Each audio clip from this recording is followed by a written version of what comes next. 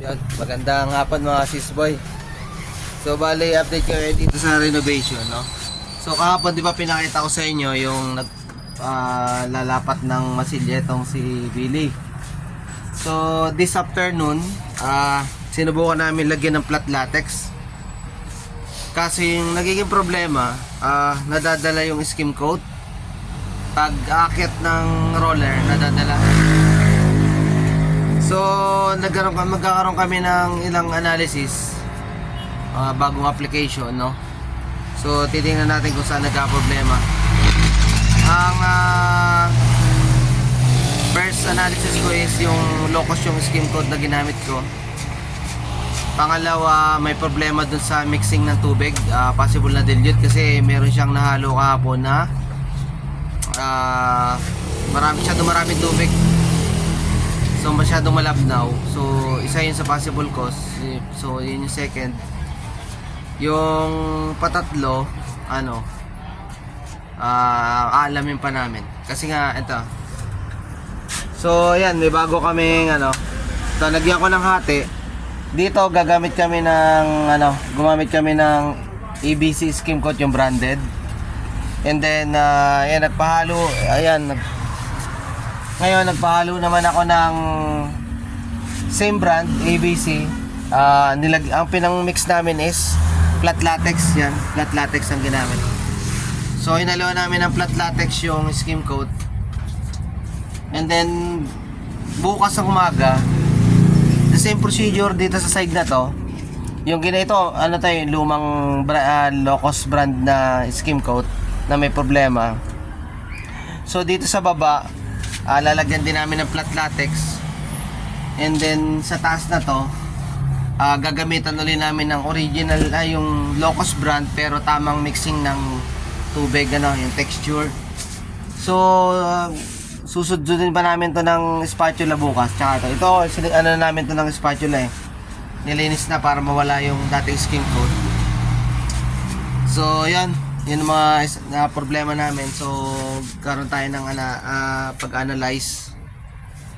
So as part of his training na rin, yun itong actual application and yung mga real problem ng mga pintor, so na-encounter na.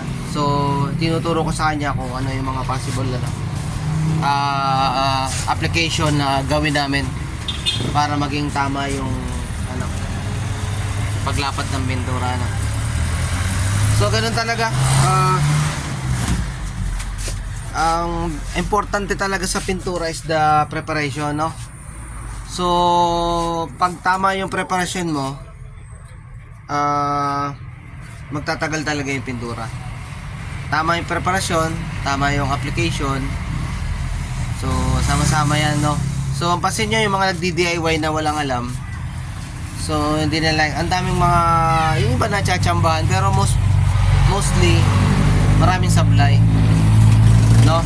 So dapat talaga medyo magaling ka mag-analyze ng bato, ng product, especially pag bago yung product na gagamitin mo, hindi mo pa kabisado. So yung consistency ng pag-mix mo, yung mga measurement.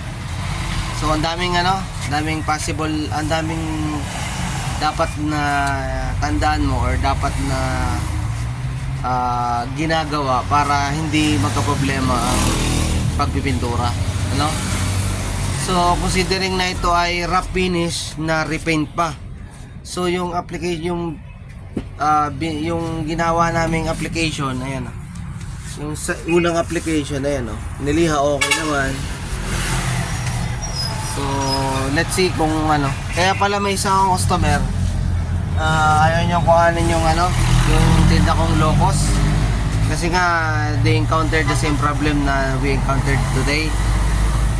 So ayan, gawan ko ng diskarte at tingnan ko, analyze bukas kung anong naging cost, bakit siya ganon, no? Ang isang malapit-lapit na analyze ko is sobra yung tubig. So hindi masyadong na-dilute na yung concentration ng skim coat. Yan ang isang possible. So malalaman bukas sa pag ngayon nag-application kami ng walang pintura. Ito yung may pintura na mix na branded. Ito yung low cost. So bukas na umaga namin Ano? Gagawin? Meron ka dyan, no? Urethane cleaner. Ako, wala pa rin. Nandinig ko yung polyurethane reducer. Okay ba yan? Magkaiba? Magkaiba siya. Mga by next week, meron na ako. Masira doon sa kabila. Kay Color Well. Doon. Tapat ang barangay hall. Yan. Medyo mahirap ang magkompleto ng materials ngayon. Nagkauunahan kami ng sa mga supply. Mga company, nagkaubusan kasi late ako umorder. Nagbakasyon pa kasi ako ng Indoro, gawa ng birthday ng parents ko. Kaya ngayon ako naghahapit. Yung mga stock na order na ng mga company, na-order na yung unang round, yung mga stock nilang mga supplier na order na ng mga tindahan. So, itong ino-order ko is bagong gawa na ng mga company. So, yun, nagre-restock sila. Yun, naabutan ako ng walang stock. Tsaga-tsaga. Parang dilim yun. Madilim na.